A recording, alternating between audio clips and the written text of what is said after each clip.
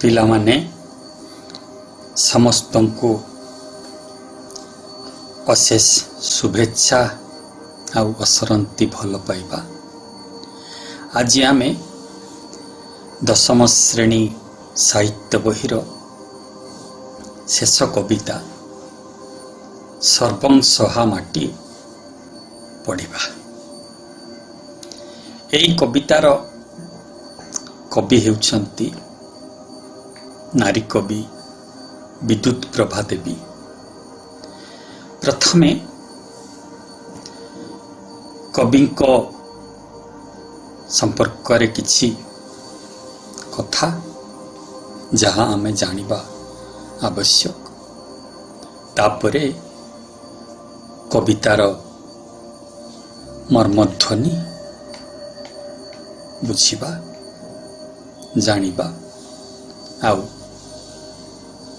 कविंकर भावराशि सह निजको जड़ित करिबा। प्रथमे कवि परिचय आ कवितार पृष्ठभूमि। आलीर अलसी अलक झरा नाटरार नांदनिक नाटमंडपरे भाव निकोणर बंदनिया विद्युतिका विद्युत प्रभा। आलीर अलसी अलक झरा नाटरार नांदनिक नाटमंडपरे भाव निकोणर बंदनिया विद्युतिका विद्युत प्रभा।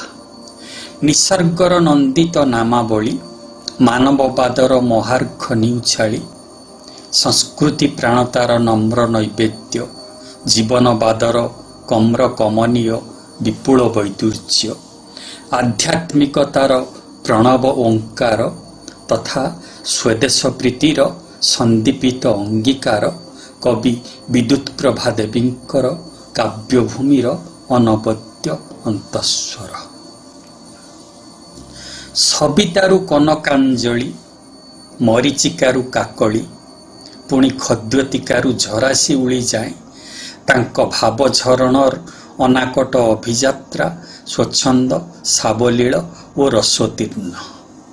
संचयन पाई ओडिशा साहित्य एकाडेमी पुरस्कार प्राप्ता एही कविंकर आयुष्काल स्वल्प हेले मध्य ओडिशार काव्याकाशरे एही कालखंड तांको प्रतिभार अप्रमित आभारे विभासित। संसित कविता सर्वंसहा माटी कविंक माटी पानी पवन संकलनर एक स्वप्न संगत संकल्प सांद्र ओ जातीयता उद्दीपक जैत्र गीति। एथिरे माटी मार मोहनीयता तथा माटी प्रति कविंकर ममत्वबोध ओ अनुपम अनुरक्तिर अनाबिल अंतर्गीति अनुरणित।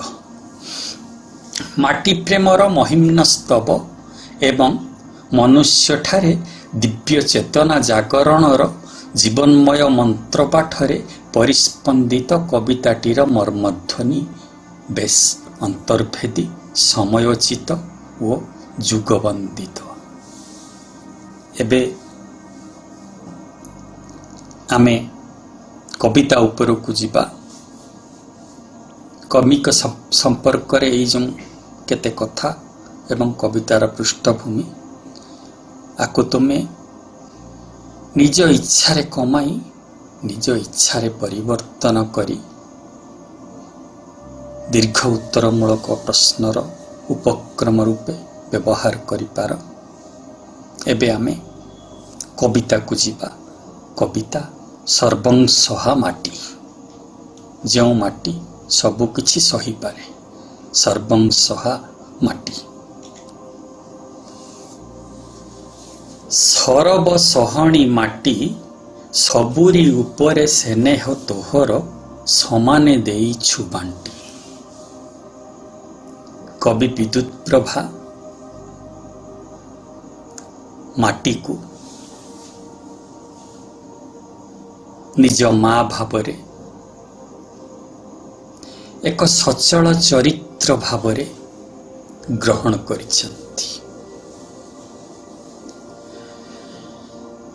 से कहउछंती सरब सहणी माटी माटी सरब सहणी सबु किछि सही जीवार क्षमता रखे मानसिकता रखे ता उपरे केते केते गाड़ी घोड़ा प्रतिदिन चले असुमारी जीवजंतु ता उपरे पदाघात करती मानवीय सभ्यतार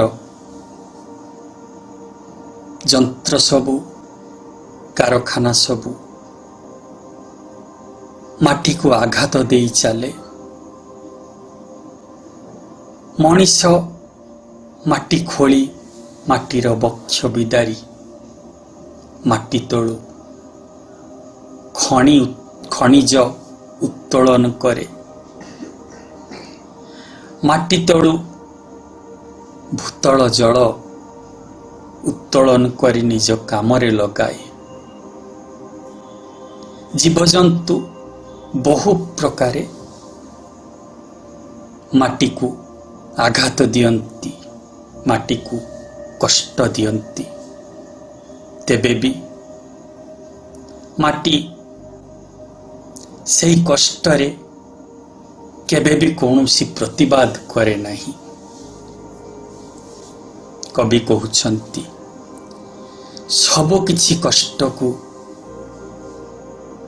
हसी हसी बुकुपाती सहीबा जानिछि ए माटी सरब सहणी ए माटी अमाप सहनशीलतार सचल चरित्रटीए सबु किछि सही जाने सबु आघात को निज छाती रे बहन करी से केवल बांटी जाने स्नेह ममतार मिठा निर्झर समस्त को दे जाए तार ममता भरा पणतर स्पर्श सबुरी उपरे स्नेह तोहर समाने देइछु बांटी सबु किछि आघात सही मध्य सबु किछि कष्ट को छाती पतेई देई मध्य माटी केबे कौनसी प्रतिवाद न करी क्यों अनादि कालरू एजावत झरेई चलीछि स्नेहर जाह्नवी धारा प्रेमर मंदाकिनी धारा एई सृष्टि रे एई जीव जगत रे पुणी तार से स्नेह केबे हेले पक्षपाती नुहे समस्ते ता निजर समस्त को समान भावरे से देखे निज संतान परी समस्तंक उपरे स्नेहर बारिधारा अविरत बरसी जाए ए माटी मा कविंक भाषारे सबुरी उपरे स्नेह तोहर समाने देइछु बांटी माटी किपरि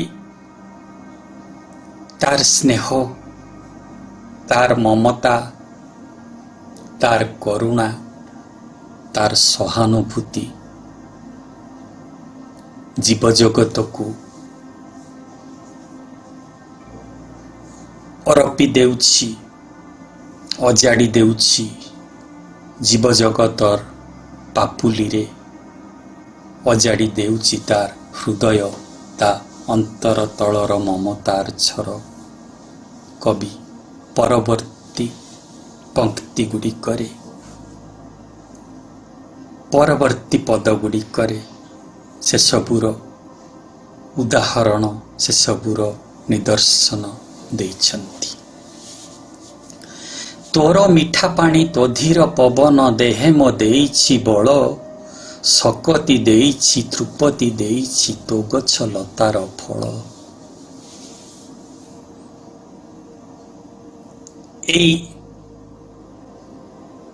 ମାଟିର ଶୀତଳ ମଧୁର ଜଳ, ଏଇ ମାଟିର ପବନ, ଏଇ ମାଟିର ଗଛଲତାରେ ଫଳୁଥିବା ଫଳ, ତାହାରି ଯୋଗେ ହିଁ ପରିପୁଷ୍ଟ ଆମେ, ପରିପୁଷ୍ଟ ସକଳ ପ୍ରାଣୀ, ପରିପୁଷ୍ଟ ଏ ଜୀବ ଜଗତ। ମାଟି ମା ଆମ ପାଇଁ, ଆମ ଶୋଷ ମେଣ୍ଟାଇବା ପାଇଁ ମିଠା ପାଣିର ଝର ବୁହାଇ ଦେଇଛି। କୁଳୁ କୁଳୁ ଝରଣାରେ, ନଈରେ, ତାର ସେଇ ଝରଣାର ସୁଶୀତଳ ଜଳ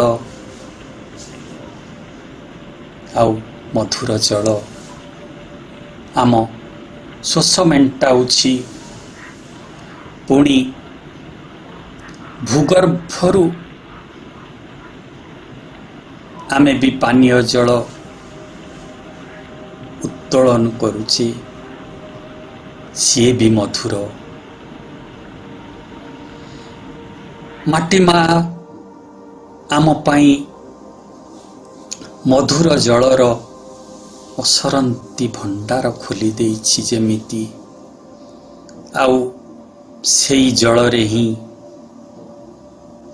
ଆମର ପ୍ରତିପୋଷଣ, ଆମ ପାଇଁ ସେଇ ଜଳ ମହାର୍ଘ ସଞ୍ଜୀବନୀ।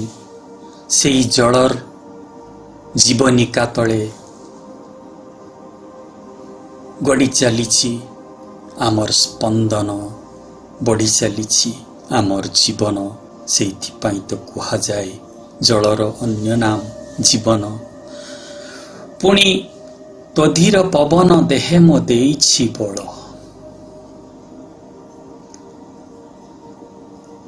ଏଇ ମାଟି ମାର ମନ୍ଦ ସମୀରଣ ଆମ ପାଇଁ ଅତି ଗୁରୁତ୍ୱପୂର୍ଣ୍ଣ, ଅତି ଅପରିହାର୍ଯ୍ୟ। ଆମେ ଆମ ପ୍ରଶ୍ୱାସ ବାୟୁ ଏଇ ବାୟୁମଣ୍ଡଳରୁ ପାଇଥାଉ, ଯାହା ଏଇ ମାଟି ମାର ହିଁ ଆମ ପାଇଁ ଦାନ।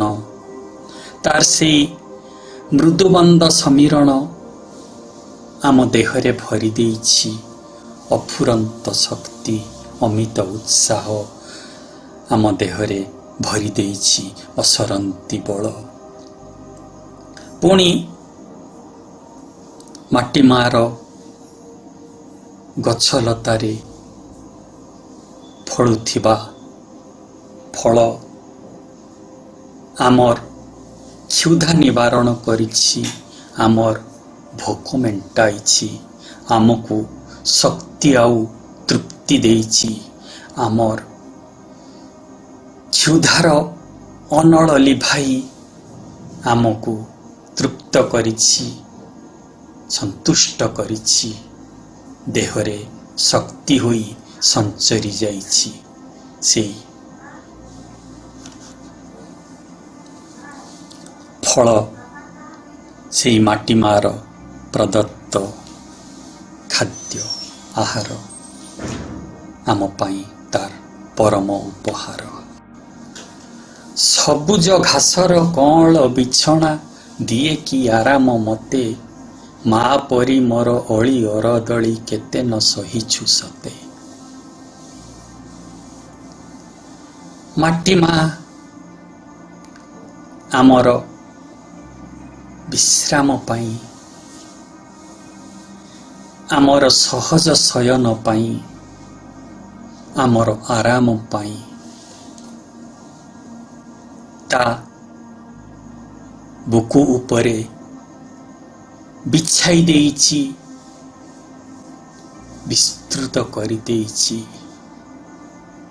କଅଁଳ ଶ୍ୟାମଳ ଘାସର ଗାଲିଚା। ସେଇ ଘାସର କଅଁଳ ବିଛଣା କେତେ ଆରାମଦାୟକ, ସତେକ ତୁଳିତଳ୍ପ ଶଯ୍ୟା ଠାରୁ। କାରଣ ଏଇ ଘାସର ବିଛଣାରେ ଆମକୁ ମିଳେ ମୁକ୍ତ ବାୟୁ, ଖୋଲା ଆକାଶର ନୀରବତାର ଗୀତ, ଆଖପାଖରେ ପକ୍ଷୀଙ୍କ କାକଳି, ମହୁମାଛିର ଗୁଞ୍ଜନ। ଏଇ କଅଁଳ ଘାସର ବିଛଣା ଆମକୁ ପ୍ରକୃତି କୋଳରେ ଏକ ଅମୃତ ଆନନ୍ଦ ଆଣିଦିଏ, ଯୋଉ ଆନନ୍ଦ ନଅରରେ ନଥାଏ, ଉଆସରେ ନଥାଏ, ଧନ ସମ୍ପତ୍ତିରେ ନଥାଏ। ସବୁଜ ଘାସର କଅଁଳ ବିଛଣା ଦିଏ କି ଆରାମ ମତେ, ମା ପରି ମୋର ଅଳି ଅରଦଳି କେତେ ନ ସହିଛୁ ସତେ। କବି କହୁଛନ୍ତି, ଏପର୍ଯ୍ୟନ୍ତ ମୋର ଯେତେ ଅଳି ଅର୍ଦଳି ସବୁ ସହିଛି ଏ ମାଟି ମା। ମୁଁ କେତେ ଅଳି ଅଝଟ କରିଛି, ଅଳି ଅଝଟ କରି ପଦାଘାତ କରିଛି, ପାଦରେ ଆଘାତ କରିଛି, କେବେ ଟେକା ପଥରରେ ଖଣ୍ଡିଆ କରିଛି ତୋର ଦେହ। ଅଥଚ ମୋର ସବୁ ଅଳି ଅର୍ଦଳିକୁ, ଅଳି ଅଝଟକୁ ତୁ ସହି ଚାଲିଛୁ ମୋର ମାଟି ମା, ମୋର ଅନ୍ୟତମ ପ୍ରିୟତମା ମା ପରି। ମୋର ଯେତେ ଅଳି ଅଝଟ କେତେ ନ ସହିଛୁ ସତେ, କେତେ ତୁ ନ ସହିଛୁ ଆଜି ଯାଏଁ। ମୁଁ ପିଲାଟି ବେଳରୁ ଆଜି ପର୍ଯ୍ୟନ୍ତ ଅଳି ଅଝଟ କରିଆସିଛି ଯେତେ, ସବୁ ଅଳି ଅଝଟ ଅତ୍ୟାଚାରର ଆଘାତ ତୁ ସହି ଆସିଛୁ ଏ ମୋର ମାଟି ମା। ଦେହ ଦୁଃଖ ପାଇଁ ସାଇତିଛୁ କେତେ ଚେର ମୂଳି ଗଛ ଲତା, ମନ ସୁଖ ଲାଗି ନଈ ସମୁଦ୍ରରେ ଭରି ଅଛୁ ହସ କଥା। ଦେହ ଦୁଃଖ, ଦେହକୁ ଦୁଃଖ ଦିଏ, ଦେହକୁ କଷ୍ଟ ଦିଏ ରୋଗ। ରୋଗକୁ ଭଲ କରେ ଔଷଧ। ଔଷଧ ପାଇଁ ଔଷଧ ତିଆରି ହୁଏ ଯେଉଁଥିରୁ ଚେରମୂଳି, ଗଛଲତା, କେଉଁ ଗଛର ପତ୍ର, କେଉଁ ଲତାର ପତ୍ର ଚେର, ବିଭିନ୍ନ ପ୍ରକାର ଚେରମୂଳି। ସଭ୍ୟତାର ଆରମ୍ଭ କାଳରୁ ଏପର୍ଯ୍ୟନ୍ତ ମଣିଷର ପୀଡ଼ାନାଶକ ରୂପେ, ପୀଡ଼ା ଦୂର କରିବାର ଅବଲମ୍ବନ ରୂପେ ମଣିଷ ବ୍ୟବହାର କରି ଆସିଛି ଗଛଲତାର ବିଭିନ୍ନ ଅଂଶ ଓ ଚେରମୂଳି। ଔଷଧ ତ ବଜାରରେ ମିଳୁଥିବା ଔଷଧ ସେ ତ ଆଜିକାର କଥା, କିନ୍ତୁ ମଣିଷ ସଭ୍ୟତା ସହ ଏହି ପରମ ପଥି ରୂପେ, ପରମ ଔଷଧ ରୂପେ, ପରମ ପୀଡ଼ାନାଶକ ରୂପେ ଗଛଲତାର ବିଭିନ୍ନ ଅଂଶ, ଚେରମୂଳି, ପତ୍ର, ବିଭିନ୍ନ ପ୍ରକାର ଫଳ ଇତ୍ୟାଦି କାମ କରି ଆସିଛି। ଏସବୁ ବି ସେଇ ମାଟି ମାର ଦାନ। ଦେହର ଦୁଃଖ ଦୂର କରିବା ପାଇଁ, ରୋଗର ପୀଡ଼ା, ରୋଗର କଷ୍ଟ ଦୂର କରିବା ପାଇଁ ମାଟି ମା ହିଁ ତାହାରି ବକ୍ଷରେ ସାଇତିଛି ଆମ ପାଇଁ କେତେ କେତେ ଚେରମୂଳି, କେତେ କେତେ ପଥି, କେତେ କେତେ ଔଷଧୀୟ ଗଛଲତା। ମନ ସୁଖ ଲାଗି ନଈ ସମୁଦ୍ରରେ ଭରି ଅଛୁ ହସ କଥା।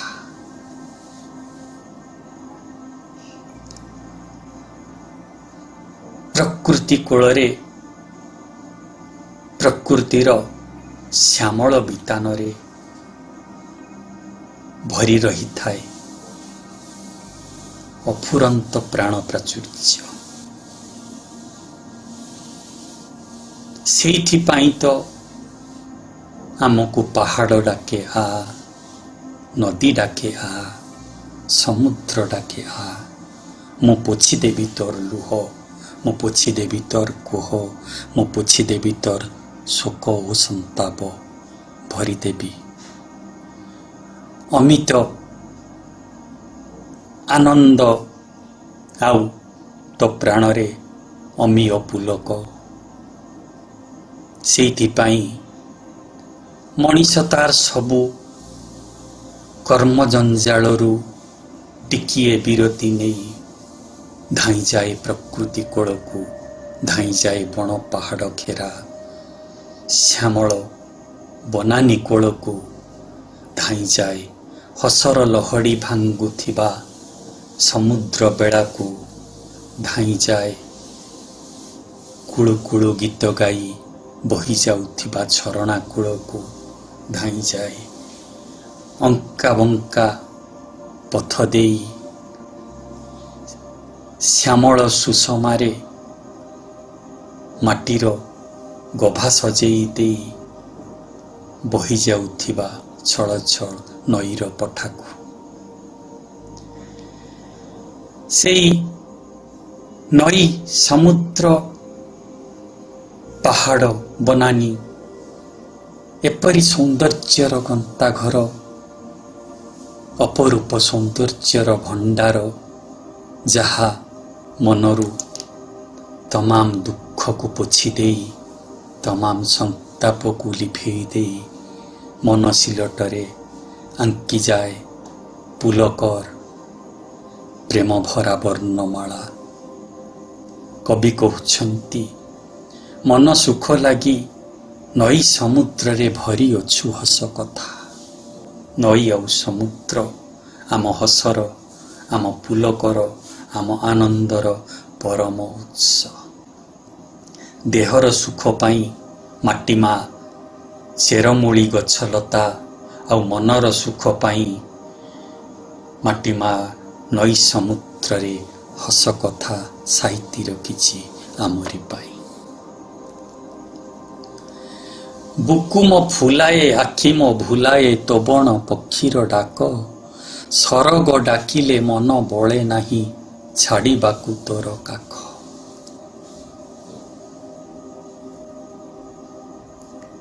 ବଣ ଗୀତ ଗାଏ ନୀରବତାର ଧ୍ୱନିରେ, ବଣର ପକ୍ଷୀ ଗୀତ ଗାଏ ମିଠା ମିଠା ମଧୁର ତାନରେ, ମଧୁ କାକଳିରେ, ମିଠା କୁଜନରେ। ବନାନୀର ପରିବେଶକୁ ସଙ୍ଗୀତମୟ କରେ ବଣ ପକ୍ଷୀ।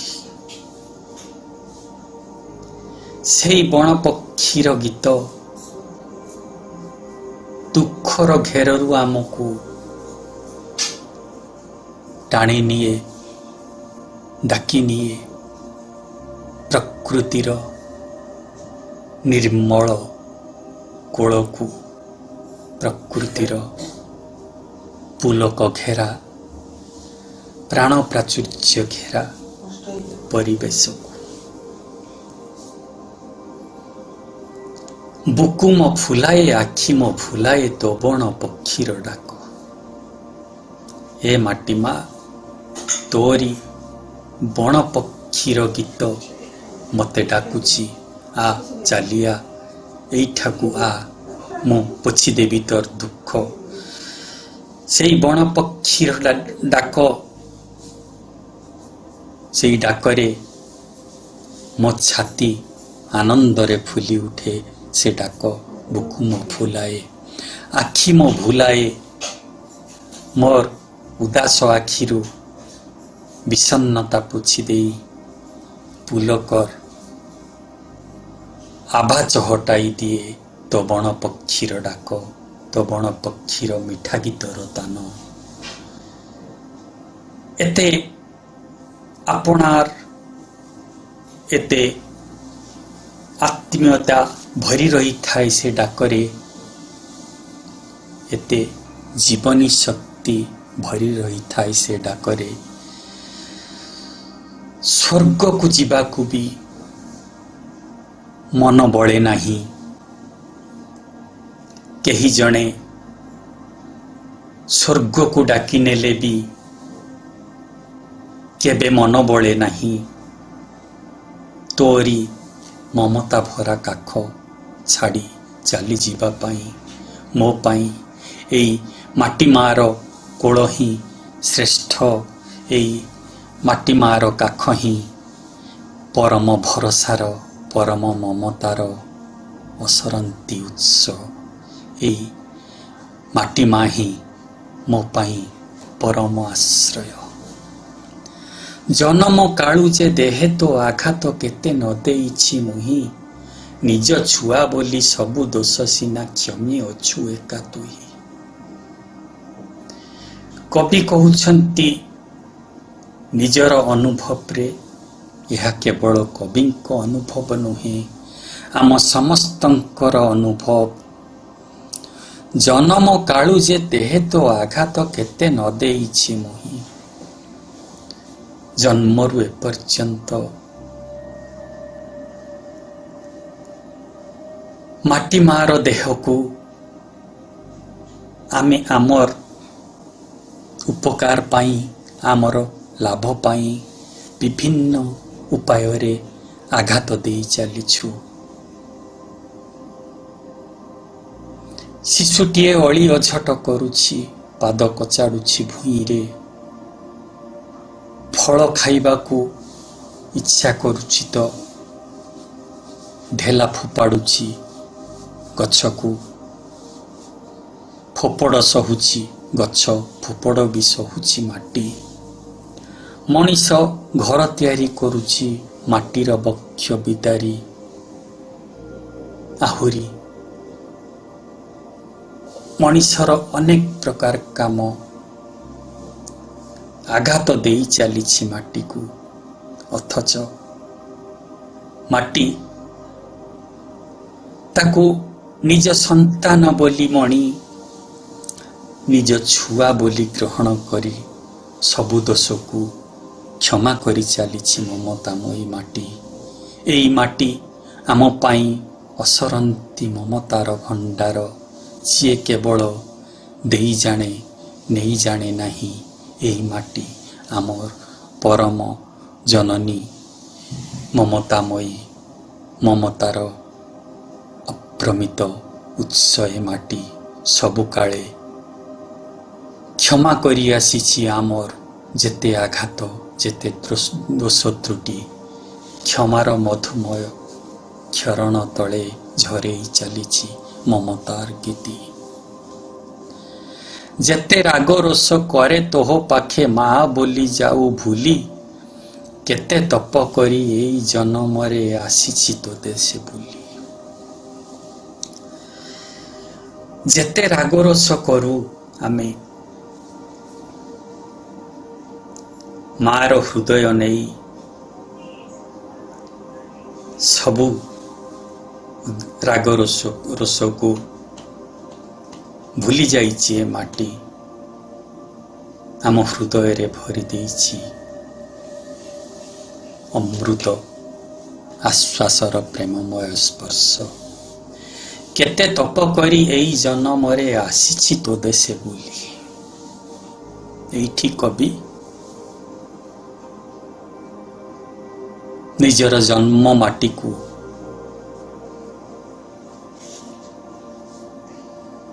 आम आगरे उपस्थापन करिछंती तार परिचय बाढ़ी देइछंती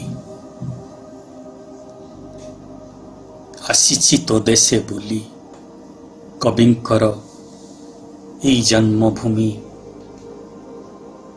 जहार नाम भारत जी शांति आउ अहिंसार गीत गाई आसी विश्व ଯିଏ ମୈତ୍ରୀ ଆଉ ସଂହତିର ବାନା ଉଡ଼େଇ ଆସିଛି ଏ ଜଗତରେ, ଏହି ଭାରତ ବର୍ଷରେ ଜନ୍ମ ଲାଭ କରିବା କମ୍ କଥା ନୁହେଁ।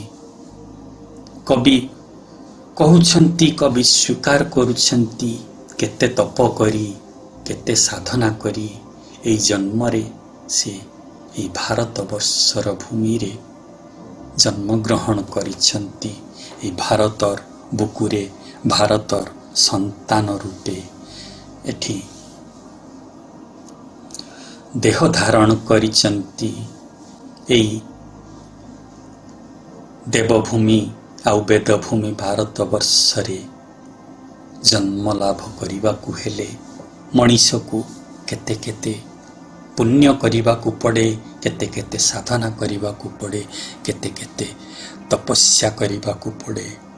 କବି ହୁଏତ ତାଙ୍କ ପୂର୍ବ ଜନ୍ମରେ ସେହିପରି କିଛି ସୁକର୍ମ କରିଛନ୍ତି, ସାଧନା କରିଛନ୍ତି, ତପସ୍ୟା କରିଛନ୍ତି।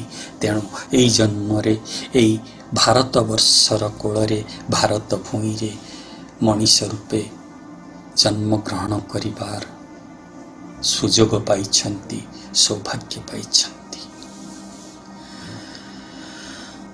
ଅମାପ ଧରିଜୁ ଦେ ଟିକେ ମତେ ନିଦା ହେଉ ମୋର ଛାତି, ନିଜେ ଦୁଃଖ ସହି ଏ ଜଗତ ପାଇଁ ଲାଗି ପଡ଼େ ଦିନ ରାତି। ମାଟି ମା ଅମାପ ଧୈର୍ଯ୍ୟର ଭଣ୍ଡାର, ଅମାପ ସହନଶୀଳତାର ମମତାମୟୀ ଚରିତ୍ର। କବି କହୁଛନ୍ତି, ତୋର ସେହି ଅମାପ ଧୈର୍ଯ୍ୟରୁ ଧରିଜୁ, ଗଦ୍ୟ ରୂପରେ ଧୈର୍ଯ୍ୟରୁ, ଅପରିସୀମ ଧୈର୍ଯ୍ୟରୁ ମୋତେ ଟିକେ ଦେ, ମୋତେ ତୋରି ପରି ଧୈର୍ଯ୍ୟଶୀଳା କରିଦେ, ତୋରି ପରି ସହନଶୀଳା କରିଦେ। ଯେତେ ଦୁଃଖ ଆସୁ, ଯେତେ କଷ୍ଟ ଆସୁ, ଯେତେ ଝଡ଼ ଆସୁ, ଯେତେ ଝଞ୍ଜା ଆସୁ, ସବୁ ଯେପରି ମୁଁ ସହଜରେ ପାରି ହୋଇଯାଏ, ତୋହରି ପରି ମୋର ଛାତିକୁ ଟାଣ କରିଦେ, ନିଦା କରିଦେ, ଦୁଃଖ କଷ୍ଟ ଝଡ଼ ଝଞ୍ଜା ସହିବା ପାଇଁ। ନିଜେ ଦୁଃଖ ସହି ଏ ଜଗତ ପାଇଁ ଲାଗି ପଡ଼େ ଦିନ ରାତି। ତମାମ ଦୁଃଖକୁ ନିଜେ ସହି, ସବୁ ଝଡ଼ ଝଞ୍ଜା ସହି ମୁଁ ଏହି ଜଗତର କଲ୍ୟାଣ ପାଇଁ ନିଜ ଜୀବନ ଉତ୍ସର୍ଗ କରିଯାଏ। ନିଜ ଆୟୁଷ୍କାଳ ଏହି ଜଗତର ମଙ୍ଗଳ ପାଇଁ ବାଢ଼ିଯାଏ। ମୋତେ ଏତିକି ଶକ୍ତି ଦେ, ମୋ ଛାତିକୁ ଏତିକି ଧୈର୍ଯ୍ୟ ଦେ, ମୋ ଛାତିକୁ ଏତିକି ସଶକ୍ତ କର, ଏତିକି ଧୈର୍ଯ୍ୟଶୀଳା ଆଉ ସହନଶୀଳ କର। ହେ ମୋର ଭାରତବର୍ଷ, ହେ ମୋର ମାଟି ମା, ହେ ମୋର ଜନ୍ମଭୂମି, ଜଗତର କଲ୍ୟାଣ ପାଇଁ ମୁଁ ମୋ ଜୀବନ ଉତ୍ସର୍ଗ କରିବାକୁ ମୋତେ ଉତ୍ସାହ ଆଉ ଶକ୍ତି ଦେ। ଯେତେ ଗୁଳି ଅଛି କୁଢ଼େଇ ଦିଅ ମୋ ଛାତିରେ, ଯେତେ ପ୍ରେମ ଅଛି ଅଜାଡ଼ି ଦିଅ ଏ ମାଟିରେ। ଦିହ ସିନା ତୋର ପାହାଡ଼ ପଥର, କଅଁଳ ପତର ପ୍ରାଣ, ଦୁଃଖ ଦଡ଼ ମଡ଼ି ସହିବାକୁ ମୋତେ କରିଦେ ତୋପରି ଟାଣ। ପୂର୍ବ ପଦର ଏହା ଏକ ବର୍ଦ୍ଧିତ ଆବେଦନ। ମାଟି ମାର ଦେହ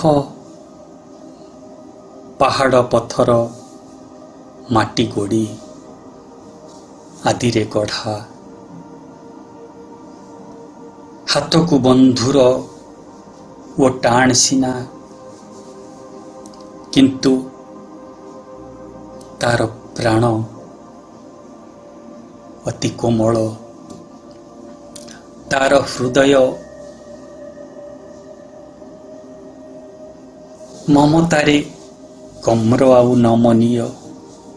କବି କହୁଛନ୍ତି, ଦିହ ସିନା ତୋର ପାହାଡ଼ ପଥର, କଅଁଳ ପତର ପ୍ରାଣ, तोर देह सिना पहाड़ पत्थर रे गढ़ा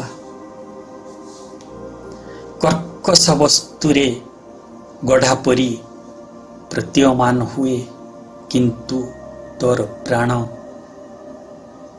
पत्रठु भी कमल, अति कोमल तोर हृदय सदा भल पाइबारे छल छल। तेणु दुख कष्ट झड़ झंझा सहिबा पाई माटी माँ सशक्त सुदृढ़, भल पाइबा बांटिबा बेलू प्रेम बरसी जीवा बेलू से अति कोमल नमनीय अति आपणार। दुख दड़मड़ी सहिबाकू मते करिदे तोपरी टाण। कवि निवेदन करिछंती माटी माँ को, हे मोर जननी दुख जंजाल, दुख दड़मड़ी दुख जंजाल जीवन और झड़ झंझा सबु किछि सही जीवा पाई मते शक्ति दे, मते तोरी परी टाण करी दे, तोरी परी सुदृढ़ करी दे, तोरी परी सशक्त करी दे, तोरी परी सहनशीला करी दे। ए मोर माटी माँ मते अमित शक्ति दे, उत्साह दे, जहा द्वारा मु सबु दुख कष्ट झड़ झंझा सही पारी होई ए जगतर कल्याण रे निजको नियोजित करि पारे। तोर मुकती रे मोर मुकतिमा, तोर हसे मोर हस, तोहरी अंतर आदेशे चले मु घोषी तोर महाजस। भारतवर्ष पराधीन थिला इंग्रेज मानक शासन रे, तार मुक्तिर आलोक से दिन देखि नथिला ये देश। सेई आसन्न मुक्तिर अवसर रे कविंकर एक काव्यिक निवेदन, एई आवेगिक आवेदन। तोर मुकती रे मोर मुकतिमा, तोर हसे मोर हस। देश मातृकार मुक्ति रे ही देशवासींकर मुक्ति, कविंकर मुक्ति।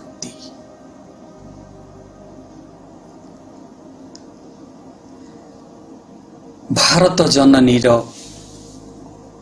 ओठरे हस फिटिले सेई हस ही संचरी जाए इहार संतान मानक ओठरे आउ कविंक ओठरे। देश मातृकार मुक्ति को निजर मुक्ति, देश मातृकार सुख को निजर सुख बोली ज्ञान करिछंती कवि विद्युत प्रभा। तोहरी अंतर आदेशे चले मु घोषी तोर महाजस। माटीर महाजस, माटीर जस गान रे कवि सतमुख आउ भावमुखर स्वप्न मुखर।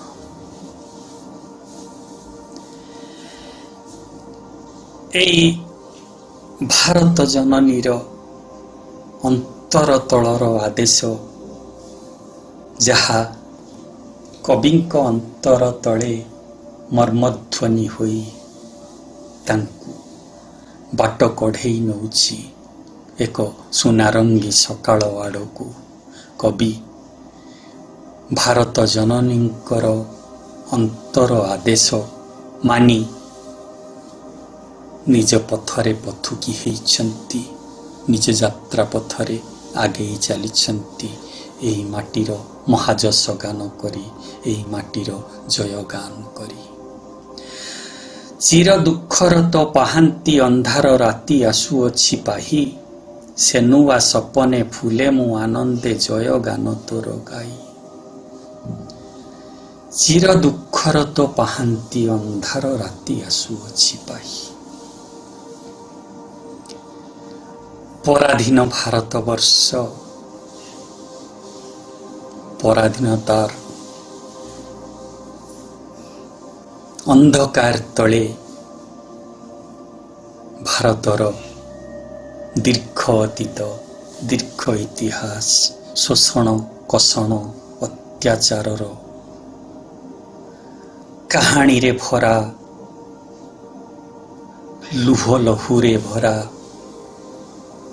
କେଇବାର ରକ୍ତ ରଞ୍ଜିତ ଏ ମାଟି କେତେ ଥର ଲୁହରେ ଭିଜିଛି। ଏଇ ମାଟି ମାର ପଣତ, ଏଇ ପରାଧୀନତାର ଅନ୍ଧାରୀ କୋଳରେ କେତେ କେତେ ଅଶ୍ରୁର ଏଲିଛି ଲୁହ ଭରା ଗୀତି। ସେଇ ଦୁଃଖ ଭରା ଅନ୍ଧାର ରାତି ପାହି ପାହି ଆସୁଛି। ଭାରତର ସ୍ୱାଧୀନତା ପାଖେଇ ଆସୁଛି। ଭାରତ ମୁକ୍ତି ପାଇବାର ଦିନ ନିକଟ ହୋଇ ଆସୁଛି।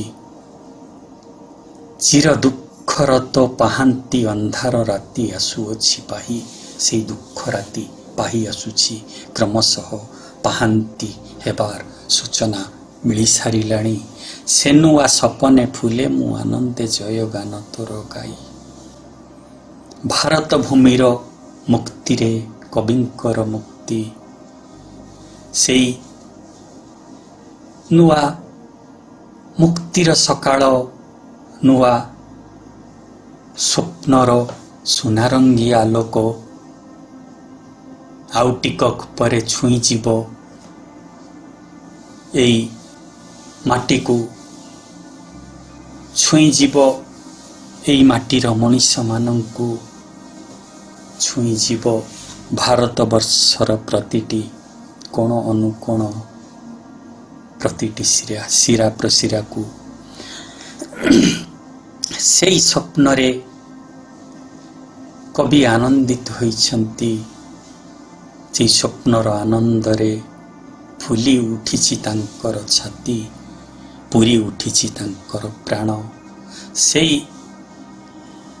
ଆନନ୍ଦକୁ ଆପଣାର ଧମନୀରେ ଧ୍ୱନିତ କରି କବି ଗାଉଛନ୍ତି ଏଇ ମାଟିର ଜୟଗାନ, ଏଇ ଭାରତ ଜନନୀର ଜୟ ଗୀତି। ମୁକ୍ତିର ସ୍ୱପ୍ନ ତଳେ, ସ୍ୱାଧୀନତାର ଆନନ୍ଦ ତଳେ ମାଟି ପାଇଁ, ମାଟିର ଜୟଗାନ ଜରିଆରେ କବି ବାଢ଼ି ଦେଇଛନ୍ତି ମାଟି ପାଇଁ ତାଙ୍କର ପରମ ପ୍ରଣତି। ତୁହି ଦେବଭୂମି, ତୁହି ବୀରଭୂମି, ତୁହି ମୋ ଭାରତ ମା। ତୋର ପାଦ ଧୂଳି ମୁଣ୍ଡେ ହୋଇ ବୋଳି ରଖିବି ତୋହରି ନା। ତୁହି ଦେବଭୂମି, ତୁହି ବୀରଭୂମି, ତୁହି ମୋ ଭାରତ ମା। ତୋର ପାଦ ଧୂଳି ମୁଣ୍ଡେ ହୋଇ ବୋଳି ରଖିବି ତୋହର ନା। ଦେବଭୂମି ଓ ବେଦଭୂମି ଏ ଭାରତବର୍ଷ। ଏଇ ଭାରତବର୍ଷରେ ଦେବତାମାନେ ଦେହ ଧରନ୍ତି ମଣିଷର। ଭାରତ ମାଟିରେ ନିଅନ୍ତି ଅବତାର। ଆଦିମରୁ ଏପର୍ଯ୍ୟନ୍ତ ଏଇ ମାଟିରେ ଅବତାରୀ ହେଇଛନ୍ତି ଈଶ୍ୱର ଅନେକ ରୂପରେ। ଏଇଠି ପଥର ମଥାରେ ସିନ୍ଦୁର ଲାଗିଲେ ସେ ଦେବୀ ପାଲଟି ଯାଏ। ଏଇଠି କାଠ ପଥର ସବୁ ଦିଅଁ ପାଲଟି ଯାଆନ୍ତି। ଏଇଠି ସକଳ ଘଟେ ନାରାୟଣ। ଏଇଠି ଗଛଲତା ପଶୁ ପକ୍ଷୀ ପ୍ରତିଟି ଅଣୁ ପରମାଣୁ ଧୂଳିକଣାରେ ବିରାଜିତ ପରମ ଈଶ୍ୱର। ଭାରତ ଦେବଭୂମି। এই ଭାରତ ପୁଣି ବୀରଭୂମି, ବୀର ପ୍ରସୁ ମାଟି এই ଭାରତ। এই ଭାରତରେ ଚନ୍ଦ୍ରଗୁପ୍ତଙ୍କ ଠାରୁ ଅଶୋକଙ୍କ ଯାଏଁ, ଖାରବେଳଙ୍କ ଠାରୁ ଚୋଡ଼ଗଙ୍ଗଙ୍କ ଯାଏଁ, ପୁଣି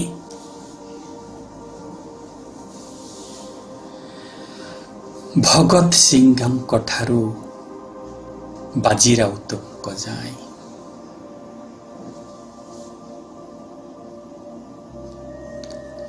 ଲକ୍ଷ୍ମଣ ନାୟକଙ୍କ ଠାରୁ ଜୟୀ ରାଜଗୁରୁଙ୍କ ଯାଏଁ, ରାଣୀ ଲକ୍ଷ୍ମୀବାଈଙ୍କ ଠାରୁ ବାଘାଯତୀନଙ୍କ ଯାଏଁ ମାଟି ପାଇଁ ରକ୍ତ ଦେଇଥିବା, ଜୀବନକୁ ବାଢ଼ି ଦେଇଥିବା ବୀରଙ୍କର ଉଦାହରଣର ଅଭାବ ନାହିଁ ଏ ମାଟିରେ। ଏଇଠି ବି ମୋତେ ରକ୍ତ ଦିଅ ମୁଁ ତୁମକୁ ସ୍ୱାଧୀନତା ଦେବି କହିଥିବା ନେତାଜୀ ସୁଭାଷଙ୍କ ପରି ବୀରମାନେ ଅଛନ୍ତି। ଏଇଠି ବି ପ୍ରେମ ଆଉ ଅହିଂସାକୁ ଅସ୍ତ୍ର କରି ଲଢ଼ିଥିବା ପରମ ପୁରୁଷ ମହାତ୍ମା ଗାନ୍ଧୀଙ୍କ ପରି ବ୍ୟକ୍ତିମାନେ ବି ଅଛନ୍ତି। ଏଇ ମାଟି ସୁରଭୂମି, ଏଇ ମାଟି ବୀରଭୂମି। ତୁ ହିଁ ଦେବଭୂମି, ତୁ ହିଁ ବୀରଭୂମି, ତୁ ହିଁ ମୋ ଭାରତ ମା। ଏଇ ମାଟି ଭାରତ ଜନନୀ, ଅପୂର୍ବ ଗୌରବର ଅଧିକାରିଣୀ। ତୋର ପାଦ ଧୂଳି ମୁଣ୍ଡେ ହୋଇ ବୋଳି ରଖିବି ତୋହରି ନା। ତାହାରି ପାଦକୁ କପାଳରେ ଲେପନ କରି, ତାହାରି ପାଦ ଧୂଳିକୁ କପାଳରେ ଲେପନ କରି, ତାହାରି ପାଦ ଧୂଳିକୁ ମୁଣ୍ଡରେ ମାରି ଦେଶ ପାଇଁ ମୁଁ କାମ କରି ଯିବି। ଏଇ ମାଟି ମନ୍ତ୍ରରେ ଅଭିମନ୍ତ୍ରିତ ହୋଇ ମୋର ଜୀବନର ଚଲା ପଥରେ ଆଗେଇ ଯିବି। ମୁଁ କେବଳ ମୋ ପାଇଁ ନୁହେଁ, ମୁଁ ସବୁରି ପାଇଁ ଏହି ଜଗତର କଲ୍ୟାଣ କରିବି। ମୋରି ମହତ କର୍ମରାଜି ଦ୍ୱାରା ମୁଁ ମୋ ଦେଶର ନାଁ ଉଜ୍ଜଳ କରିବି, ରଖିବି ତୋହର ନାଁ। ଏମିତି ଆତ୍ମିକ ଆବେଦନ ନିଜ ପ୍ରାଣ ତଳର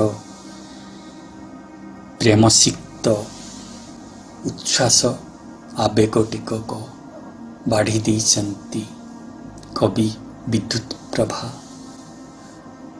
ମାଟି ମା, ଜନ୍ମଭୂମି ଜନନୀ ଭାରତ ମାତାର ସାମ୍ନାରେ ଭାରତ ମାତାଙ୍କ ପାଦ ତଳେ ନିଜକୁ ଅଜାଡ଼ି ଦେଇଛନ୍ତି କବି।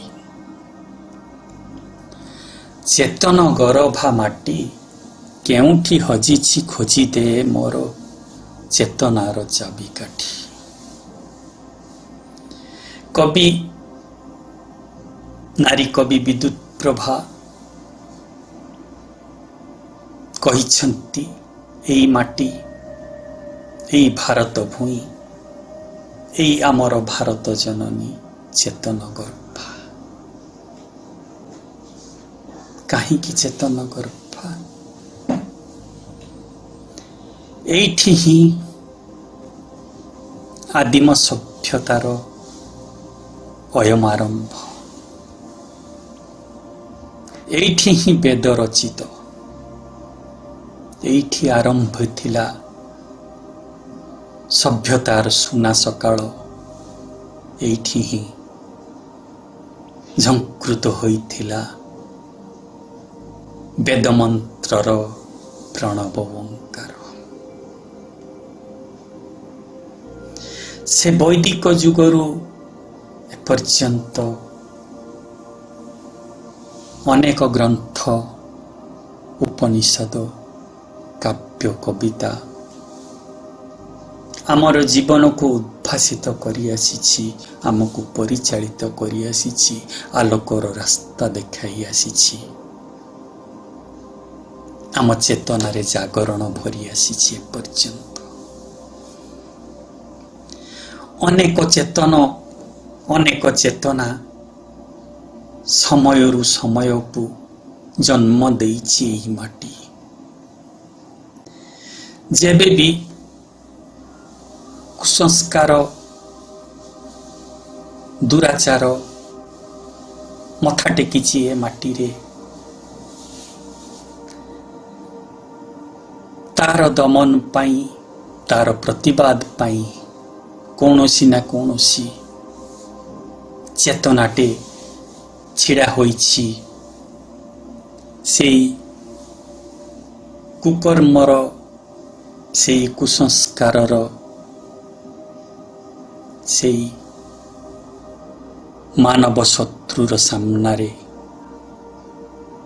एक दृढ़ प्रतिवाद ही केबे जैन, केबे बौद्ध, केबे शाश्वत सनातन, केबे सिख देखाई आसिछन्ति अंधाररु आलोक बाट, तैयारी आसिछन्ति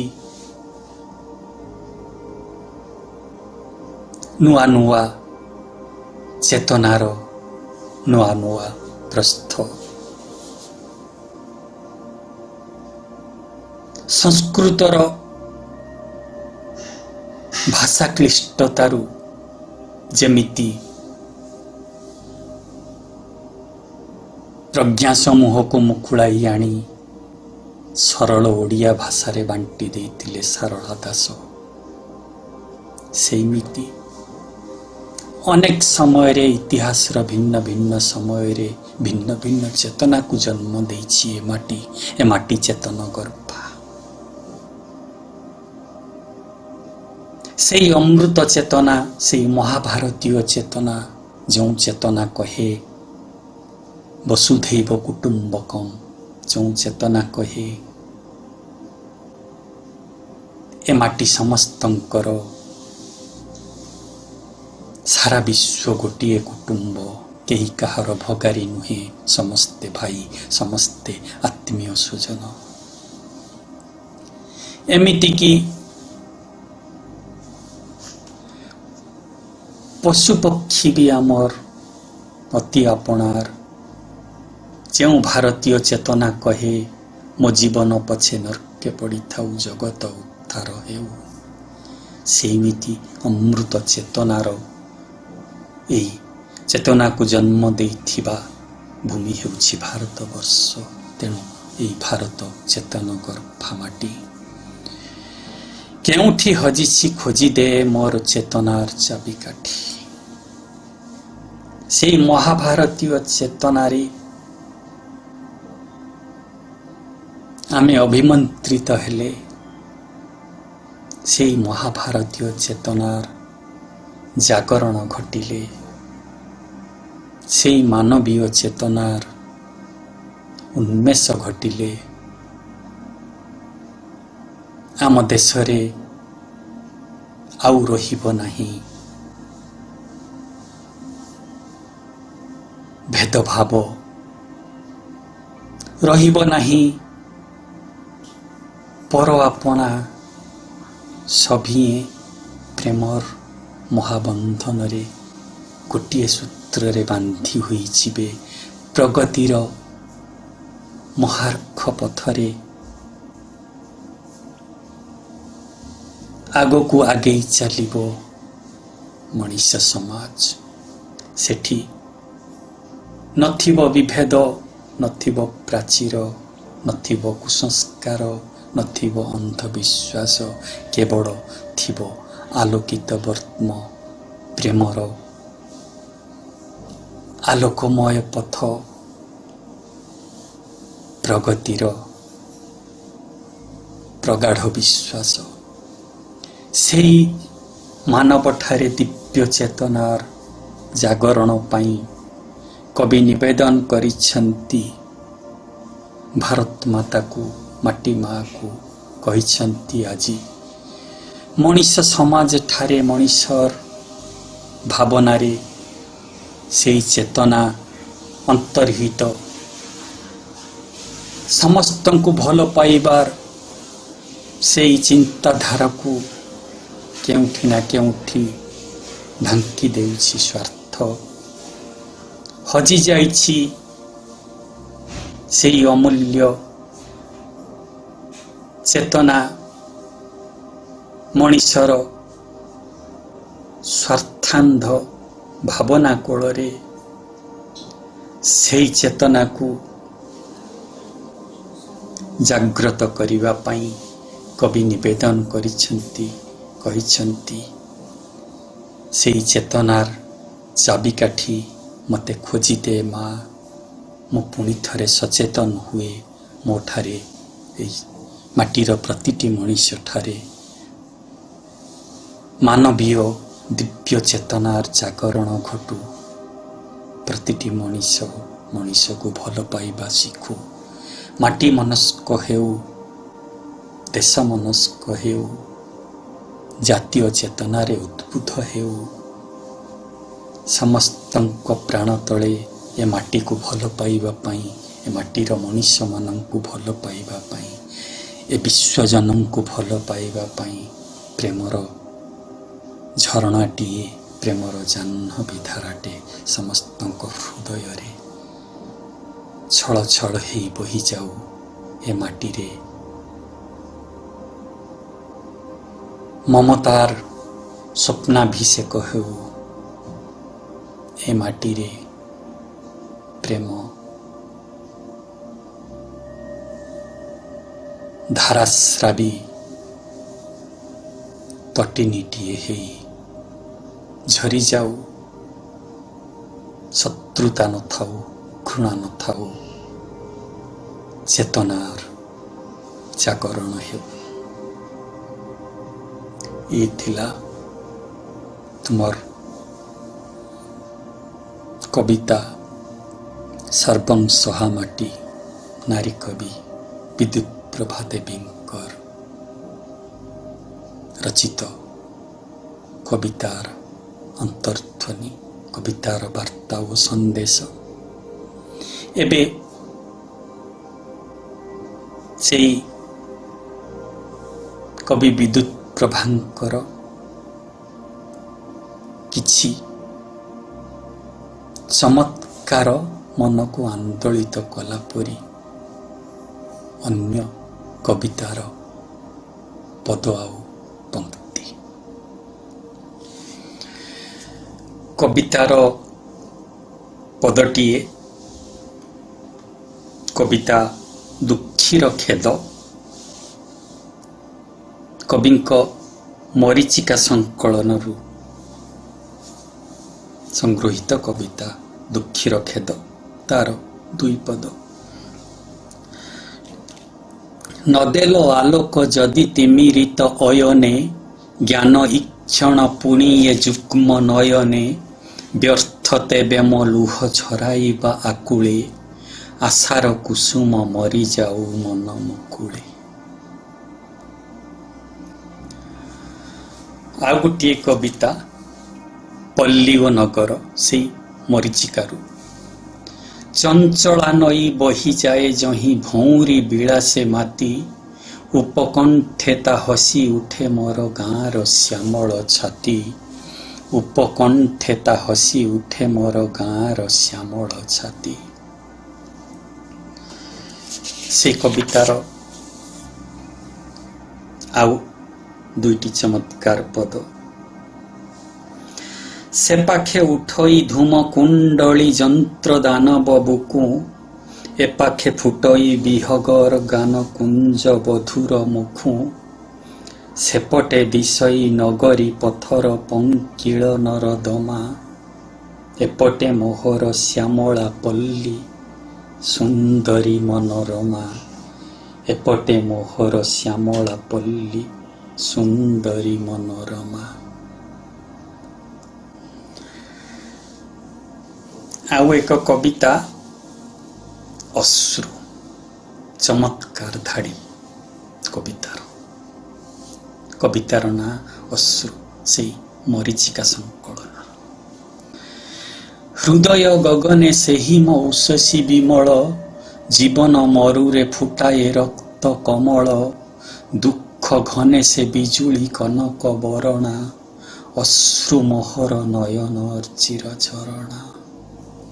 ହୃଦୟ ଗଗନେ ସେହି ମୋ ଉଷସି ବିମଳ, ଜୀବନ ମରୁରେ ଫୁଟାଏ ରକ୍ତ କମଳ, ଦୁଃଖ ଘନେ ସେ ବିଜୁଳି କନକ ବରଣା, ଅଶ୍ରୁ ମୋହର ନୟନର ଚିର ଝରଣା, ଅଶ୍ରୁ ମୋହର ନୟନର ଚିର ଝରଣା। ଏବେ ବିହାୟସୀ ସଂକଳନ, ଯେଉଁ ସଂକଳନରେ କବିଙ୍କ ଆହ୍ୱାନ, ପୁଷ୍ପ ତଳପ ଛାଡ଼ି ଉଠି ଆସ କବି, ତୁମକୁ ଡାକୁଛି ନୂଆ ଫଗୁଣର ସ୍ନିଗ୍ଧ ଗୋଲାପୀ ଛବି, ତୁମକୁ ଡାକୁଛି ନୂଆ ଫଗୁଣର ସ୍ନିଗ୍ଧ ଗୋଲାପୀ ଛବି। ସେଇ ସଂକଳନର କବିତାଟିଏ ଶାଶ୍ୱତୀ, ତାର ଗୋଟିଏ ପଦ, ଏଇ ପଦଟି ଗ୍ରୀଷ୍ମକୁ ନେଇ, ଗ୍ରୀଷ୍ମ ସମ୍ପର୍କରେ, ଗ୍ରୀଷ୍ମ ଋତୁ। ତୁମେ ଆସିଲେ ଅଚିରାତେ ଉଗ୍ର ପଦପାତେ, ବହ୍ନି ଶିଖା ଜାଳି ଘୋଟୋଇ ଘୋର ତ୍ରାସ, ତୁମରି ପ୍ରତାପରେ ବିଶ୍ୱ ଥର ହରେ, ନାଚଇ ବାଲୁ ବୁକେ କୁହୁକ ଜଳାଭାସ।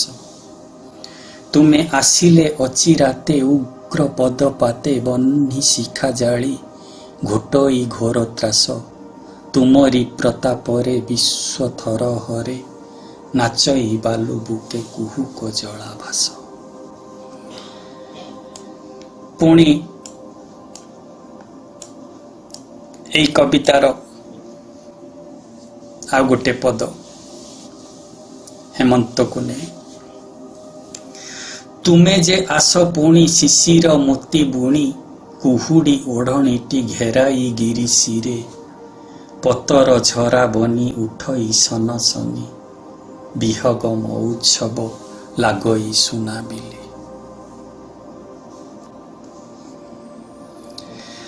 ଛୋଟରେ ବଡ଼ କବିତାଟିଏ, ବନ୍ଦନିକା ସଂକଳନରୁ। ଏଇଟା କୋର୍ସରେ ବି ଏବେ ଅଛି କି ଥିଲା କୋଉଠି। ଛୋଟରେ ବଡ଼, ଯେଉଁ ଛୋଟ ଛୋଟ ଫୁଲ, ଛୋଟ ଛୋଟ ଶ୍ୟାମ ଘାସ, ଏହା ବି କବି ବିଦ୍ୟୁତ୍ ପ୍ରଭା ଦେବୀଙ୍କର, ତାହାରି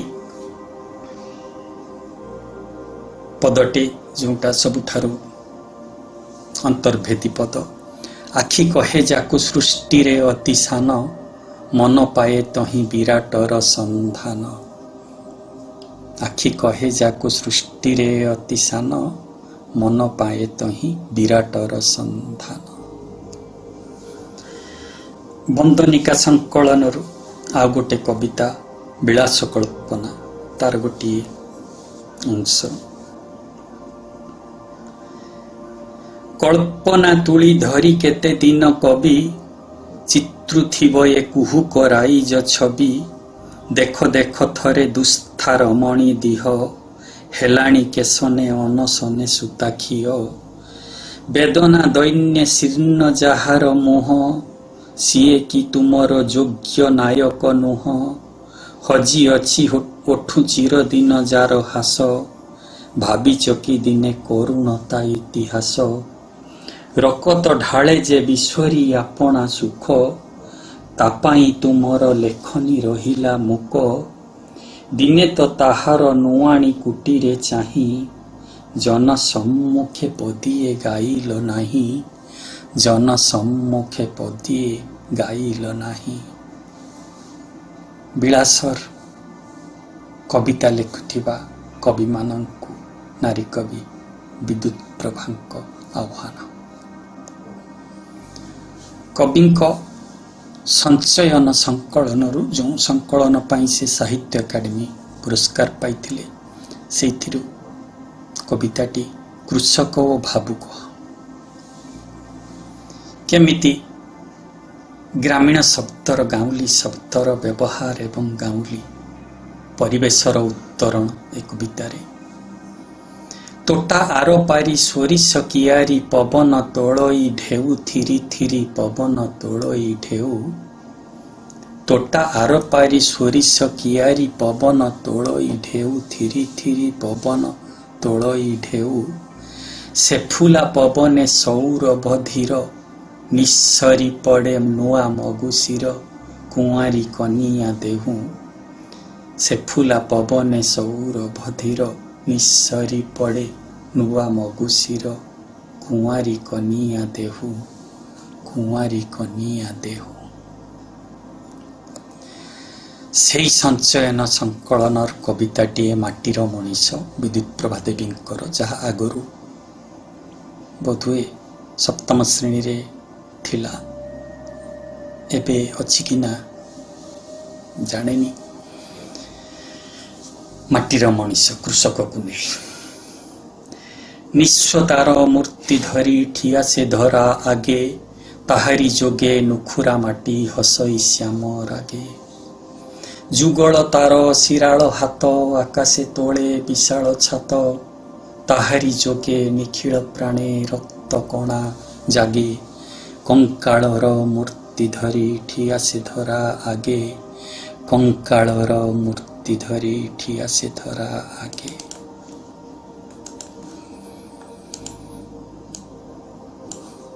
ସେ କବିତାର ଆଉ ଗୋଟେ ଅଂଶ। ପୌଷ ପ୍ରାତ ପଦୁଅଁ ପରି ବାଧକା ଶିଶୁ ବକ୍ଷେ ଧରି, ଗୃହିଣୀ ତାର ଦେବତା ପଦେ ଆୟୁଷ ଖାଲି ମାଗେ। ପୌଷ ପ୍ରାତ ପଦୁଅଁ ପରି ବାଧକା ଶିଶୁ ବକ୍ଷେ ଧରି, ଗୃହିଣୀ ତାର ଦେବତା ପଦେ ଆୟୁଷ ଖାଲି ମାଗେ। କଙ୍କାଳର ମୂର୍ତ୍ତି ଧରି ଠିଆ ସେ ଧରା ଆଗେ, କଙ୍କାଳର ମୂର୍ତ୍ତି ଧରି ଠିଆ ସେ ଧରା ଆଗେ। ସେହି ସଞ୍ଚୟନରୁ କବିତା ଅଶ୍ରୁବାଣୀ। କବିତା ତ ନୁହେଁ, ଚିଠିଟିଏ। ଚିଠିକୁ କବିତା ଆକାରରେ ଲେଖିଛନ୍ତି କବି। ଚିଠିର ଆପଣାପଣରେ ଭିଜା ଭାଷା ଏ କବିତାରେ ଆହୁରି ମର୍ମଭେଦୀ। ତାର ଦୁଇ ପଦ। ପୁଅ ଦେଇଛି ମାଆକୁ ଚିଠି, ଘରେ ତାର ପତ୍ନୀ ଆଉ ତାର ମା ଚିଠି ପଢୁଛନ୍ତି। ମ୍ୟାଲେରିଆ ଜ୍ୱରେ ଆମ୍ବାସିଆ ଝାଡ଼ା ପେଟରେ ପିଳେହି କଲାଣି ବସା। ମ୍ୟାଲେରିଆ ଜ୍ୱରେ ଆମ୍ବାସିଆ ଝାଡ଼ା ପେଟରେ ପିଳେହି କଲାଣି ବସା। ଦାନା କନା ବିନା ଦାରୁଣ ଦଇବ କରିବ ଦେଖୁଛି ଭଗାରି ହସା। ଆଉ କି ଲେଖିବି କହିଲାଣ ତୋର, ଥିଲେ ମୋ ଉପରେ ଦେଖିବୁ ମୁହଁ। ହତଲକ୍ଷ୍ମା ପାଇଁ ନ ପୋଛିବ କେହି, ଆଖି ଇତି ତୋର ପ୍ରବାସୀ ପୁଅ। ଏକାଳେ କାଖରୁ ଖସିଲା କଳସି, ଶାଶୁ ଅନାଇଛି ବୋହୂର ମୁହେଁ। ବୋହୂ ଅନାଇଛି ଶାଶୁକୁ କିଅବା, ଲୁହ ଅନାଇଛି କେବଳ ଲୁହେ। ଲୁହ ଅନାଇଛି କେବଳ ଲୁହେ। ଏମିତି ସରଳ ତରଳ ଦରଦୀ ଉପସ୍ଥାପନା ବିଦ୍ୟୁତ୍ ପ୍ରଭାଙ୍କ ଛଡ଼ା ଆଉ କାହାର ହେଇପାରେ? କବିଙ୍କର ଏମିତି ଅସୁମାରୀ କବିତାର ଧାଡ଼ି, ଯାହାକୁ ଛାଡ଼ି ହବନି କେବେ ବି, ଅଛି। ତେବେ ସବୁ ତ ଜଣେଇ ହବନି। ଆମ ସମୟରେ କବିଙ୍କର ପଢ଼ାଯାଉଥିଲା ଖଦ୍ୟୋତିକା କବିତାଟିଏ। ସେ ଖଦ୍ୟୋତିକା ତାଙ୍କର ସଂକଳନ, ଯେଉଁଥିରେ କ୍ଷୁଦ୍ର କ୍ଷୁଦ୍ର କବିତା ଗୋଟେ ଗୋଟେ ଚରିତ୍ରକୁ ନେଇ ଏକପଦୀ बा दुई पदी एमिति अनेक गुड़े कविता से से आमर 7टी कि 8टी बोधे निया जाइथिला से खद्योतिकार गोटे कविता मेघ मेघ शून्य विहग केउ राइजर काउरी मंत्र जाने पक्ष मेलिले विश्व खेलई कोटि भाव कोटि प्राणे पक्ष मेलिले विश्व खेलई कोटि भाव कोटि प्राणे से खद्योतिकार आ गोटे कविता बिजुली कला काहा पाट शाढ़ीर दीप्त कनक धड़ी से किए कहे एही चपड़ा हेब बरसा बधुर मेखला नभ बने अबालतिका घन तरुरे रहिछि जड़ी से कला काहा पाट शाढ़ीर दीप्त कनक धड़ी से। इंद्रधनु कुआडे केही नाई मेलाई देला किए आकाश पथ धारे रंग छताटिए मुग्धे चाहू चाहू के पुणी देला बुझी काहार छता किए नहेला तिले बुझी।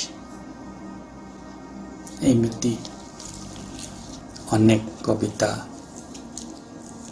नारी कवि विद्युत प्रभांकर जहा हो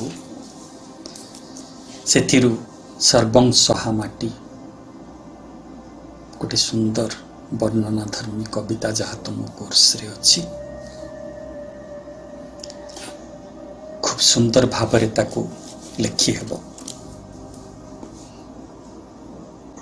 भल कि बुझ काव्यिक आवेदन को केमिति मन छुआ भाषा दे लिखा हुए तुमे समस्ते से दक्षता हासिल करिवो बोली मोर विश्वास समस्तंकर मंगल कामना करी रहूछि।